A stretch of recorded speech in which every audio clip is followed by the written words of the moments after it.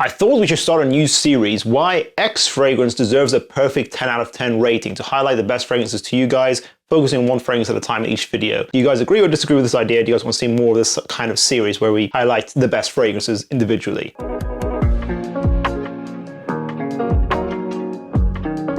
Today, I want to talk about Bond number 9, Lafayette Street. This, in my opinion, deserves a 10 out of 10. After much consideration and debate within myself, I think this does deserve a 10 out of 10. Remember, the school of scent 10 out of 10 criteria is as follows. To get full points in scent profile, both the ingredients have to smell expensive and the blend has to be very clever and smooth.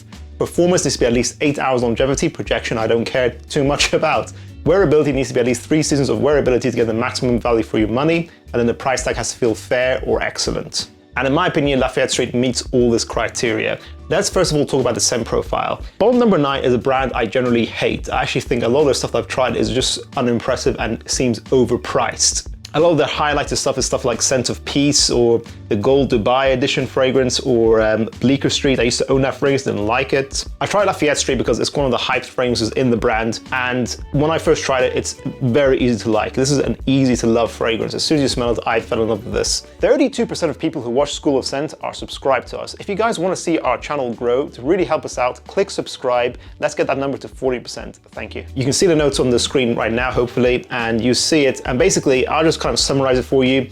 This smells to me like the vibes of Parfum de Marly's Percival has been mixed with the vibes of La Nuit de l'Homme by YSL. So it's sort of like the woody, spicy amber of La Nuit de l'Homme mixed with the apple and ambroxan of Percival. This has a very clever, balanced, and easy to love DNA. You get that fresh, citrusy, coriander apple in the opening. It smells fruity, really easy to love. Fruity-based molecules and fragrances in general are just quite easy to like in general. And you get a very mass-appealing, sort of fresh out the shower scent, I would say overall. That's sort of like the Percival side of this fragrance. But then as it dries down, you realize this is quite a thick and musky and ambery fragrance. And you notice that this is definitely a ambroxan-based scent. So this is an ambroxan fragrance, which is why for a long time I wasn't sure if this deserved full marks in terms of scent profile. However, I will say the ambroxan here is not cloying. This is a really nice ambroxan. Ambroxan has several variations. People don't know this. Ambroxan has several variations. Some are more expensive than others. That is why I think fragrances like Baccarat Rouge 540 doesn't smell cheap, even though it's an ambroxan-based scent, whilst fragrances like Sauvage smells more cheap and annoyingly synthetic to me.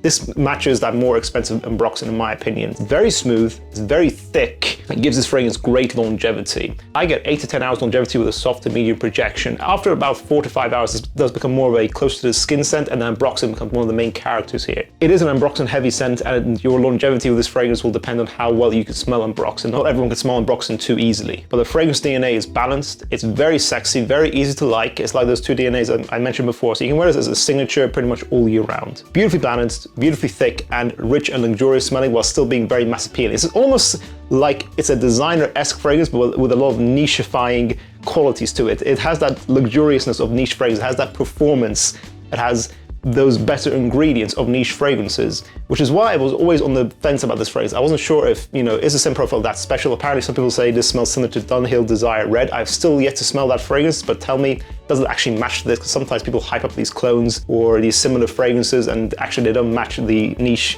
versions at all. Another example is Mont Blanc Legend. The original black bottle does not match Percival in my opinion, even though they're often compared. So I do think it's worth this price tag. I got this fragrance for about £230 when I got it from Notino. I think Notino is now sold out from this fragrance because they were selling it for such a good price. £200 for 100 ml is a steal for this fragrance. I was always on the fence about this fragrance being £300 for 100 ml. I think £300 is probably a bit too much for Lafayette Street. Maybe £250 for the 100 ml, and I think Selfridges now are selling 50 ml for £190. I think that's a fair price. I wouldn't spend more than £250 on Lafayette Street personally. I know a lot of you will have tried this fragrance, and I think this is definitely an underappreciated scent. So for you guys who have tried it, let other people in the comments know about Lafayette Street, because a lot of people pay this kind of price tag for Creed Aventus, but I think this is more worth the money compared to Aventus, and is easier to like probably as well actually, and it's more youthful. I feel like all age groups can rock Lafayette Street really well. It is just that sexy, warm, but fresh signature fragrance that is very well done. It's very smooth and very creamy and really nicely blended. For those of you who haven't tried this fragrance, are you now intrigued to try it based on this video review? And for those of you who have, do you agree with my sentiments? Do you think Lafayette Street deserves a perfect 10 out of 10. Thank you for watching this video, guys. Make sure to check out our other videos on 10 out of 10 fragrances. I'll see you in the next one. Bye.